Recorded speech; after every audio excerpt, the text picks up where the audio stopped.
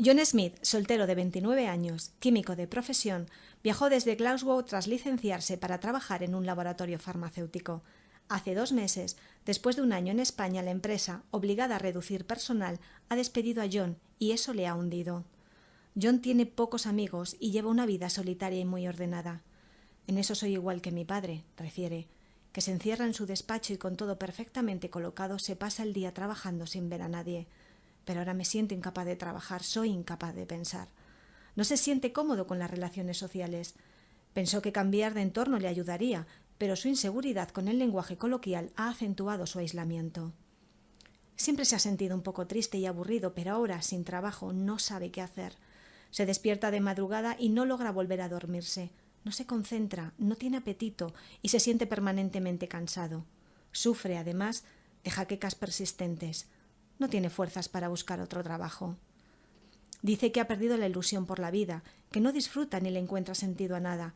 Se siente un inútil y un fracasado. No tiene ninguna esperanza en su futuro y no ve otra salida que la muerte.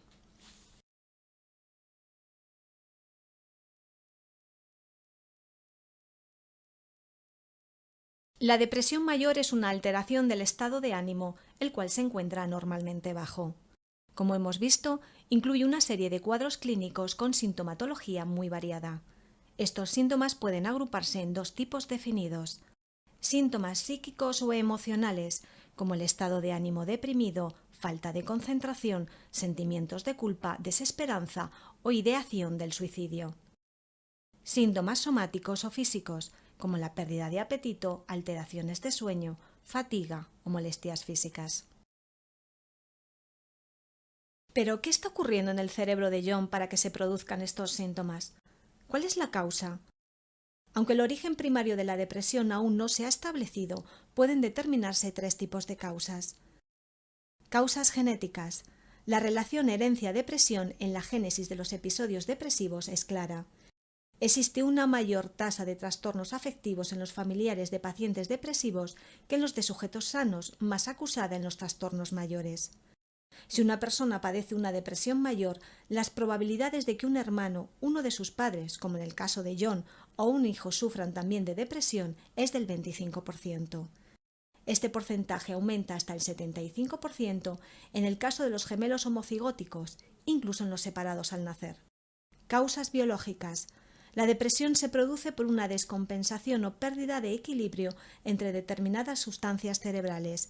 El cerebro se encuentra, biológicamente, predispuesto a la depresión. Causas psicosociales. Las circunstancias externas potencialmente productoras de estrés, los llamados acontecimientos vitales, se consideran factores precipitantes de los trastornos depresivos. Sin embargo, el desencadenante del episodio depresivo puede no ser una causa única, sino un cúmulo de situaciones. Todavía estamos lejos de conocer completamente la base bioquímica y neurofisiológica de la depresión, pero se han propuesto muchas hipótesis.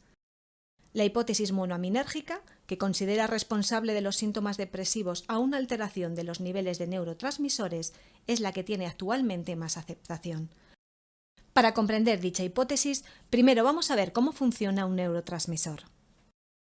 La información se transmite a lo largo de una neurona a través de un impulso eléctrico. Pero las neuronas no son una red continua, entre ellas siempre existe un pequeño espacio, denominado hendidura sináptica, que la corriente eléctrica no puede atravesar. Es entonces cuando se movilizan los neurotransmisores. El impulso eléctrico, al llegar al límite de la hendidura sináptica, libera unas pequeñas moléculas que atraviesan el espacio y alcanzan la membrana de la siguiente neurona.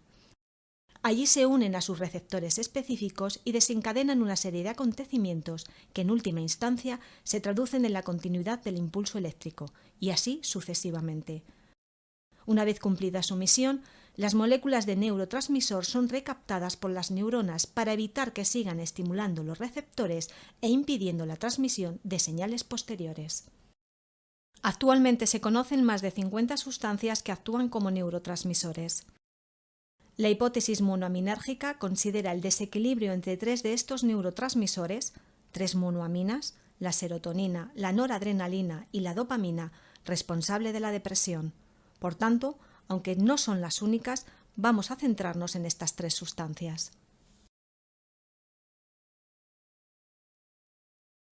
La serotonina se sintetiza en las neuronas del sistema nervioso central y en las células enterocromafines del intestino. Interviene en diversas funciones fisiológicas, como la regulación del sueño y el apetito, los estados de ánimo, la presión arterial y la secreción de hormonas. También modula la actividad motora y la sexual. Como vemos, la serotonina influye en gran cantidad de mecanismos fisiológicos. En la depresión se ha descubierto que la síntesis y disponibilidad de serotonina en los circuitos neuronales está disminuida. ¿Qué síntomas produce esta disminución? ¿A qué afecta? El circuito de la serotonina, desde su síntesis, es bastante complejo. Vamos a sintetizarlo un poco. La serotonina se produce a nivel encefálico en los núcleos dorsal y mediano del RAFE. A partir de ahí surgen vías serotoninérgicas que se dirigen a corteza orbitofrontal. Está involucrada en el proceso cognitivo de la toma de decisiones y las expectativas. La inhibición de su actividad, debido a la disminución en la cantidad de serotonina, produce los síntomas de humor depresivo e indecisión. John no sabrá qué hacer y perderá las ganas de buscar un nuevo trabajo. Córtex cingulado anterior. Es un núcleo importante en los procesos de motivación, expresión de las emociones y memoria. John se encontrará desmotivado y albergará sentimientos de culpa e ideas de suicidio.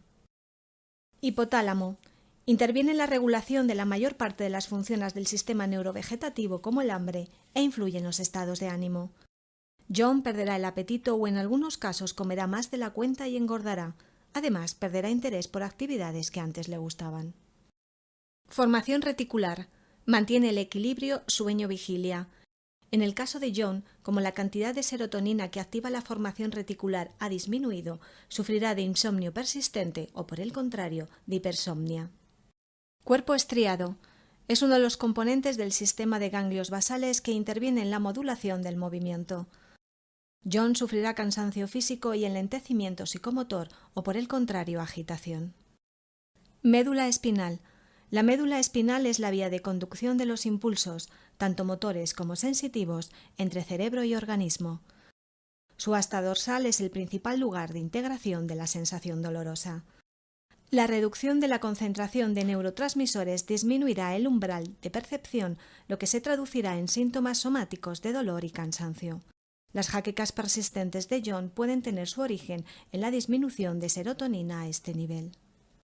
Córtex. La reducción de la actividad difusa de todas las vías de la serotonina que van al córtex contribuye a la sensación de fatiga mental y a la pérdida de energía. Por este motivo, John se siente permanentemente cansado. Amígdala. La amígdala es uno de los núcleos principales del sistema límbico, una compleja red neuronal que regula la vida emotiva. Es aquí donde se procesan las distintas emociones como pena, angustia y alegría. John está triste, sufre ansiedad y alberga ideas de suicidio.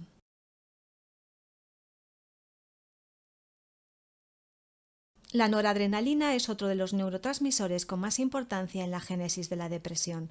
Al igual que la serotonina, su producción se encuentra disminuida. Muchas de sus funciones son comunes a las de la serotonina, como regulación del sueño y el hambre, estado de ánimo, instinto y motivación, secreción hormonal y modulación del movimiento. Es el neurotransmisor más común y la masa más densa de neuronas noradrenérgicas, productoras de noradrenalina, se encuentra en el locus ceruleus, situado en el tronco cerebral. Estas neuronas noradrenérgicas inervan prácticamente las mismas regiones cerebrales que las serotoninérgicas: córtex orbitofrontal, cingulado anterior, hipotálamo, médula espinal, corteza y amígdala. La reducción de noradrenalina recrudecerá los síntomas del déficit de serotonina: insomnio, falta de apetito, alteraciones motoras, ideas suicidas. Además, desde el locus ceruleus surgen proyecciones a las siguientes regiones cerebrales. Cerebelo. El cerebelo controla el flujo de información entre corteza y aparato locomotor. Si su actividad está disminuida, los impulsos motores se alterarán y John sufrirá agitación o enlentecimiento psicomotor.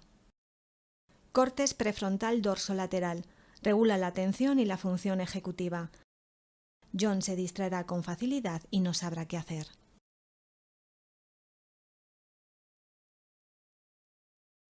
La dopamina es el último de los 3 neurotransmisores considerados fundamentales en la génesis de la depresión.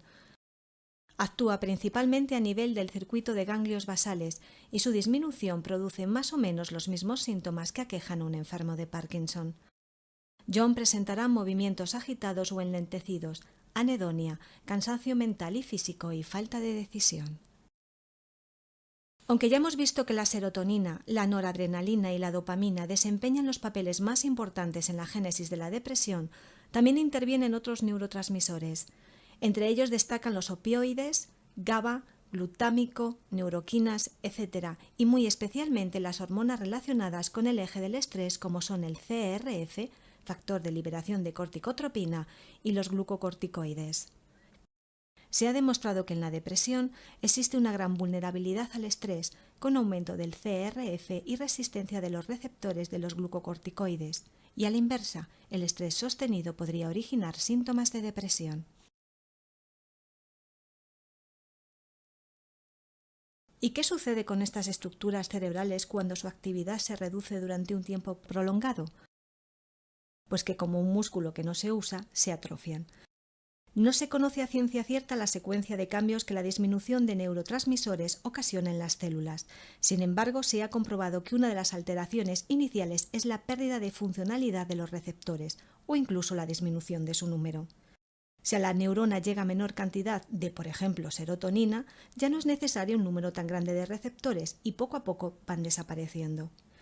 Esto puede explicar por qué los fármacos antidepresivos, aunque aumentan los niveles de neurotransmisor inmediatamente, no son eficaces hasta pasadas 4 o 6 semanas, cuando el número de receptores ha vuelto a la normalidad. En lo que se refiere a los mecanismos intracelulares, al disminuir la actividad monoaminérgica disminuye la actividad intracelular, lo que puede afectar a la expresión génica de determinadas sustancias de equilibrio precario, como el factor neurotrófico BDNF, que estimula la división celular. Las células envejecen, no se dividen y los grupos neuronales se atrofian. Con la técnica de neuroimagen SPECT, que detecta la actividad de las distintas regiones encefálicas, podemos apreciar la atrofia o pérdida de funcionalidad de los núcleos cerebrales afectados por la depresión. Los más evidentes son el hipocampo y, sobre todo, la corteza orbitofrontal. En un individuo sano, la actividad normal, representada por el color rojo anaranjado, es casi uniforme en toda la corteza. En un individuo aquejado de depresión mayor de larga duración, apreciamos una pérdida de actividad, color azul, en la corteza orbitofrontal.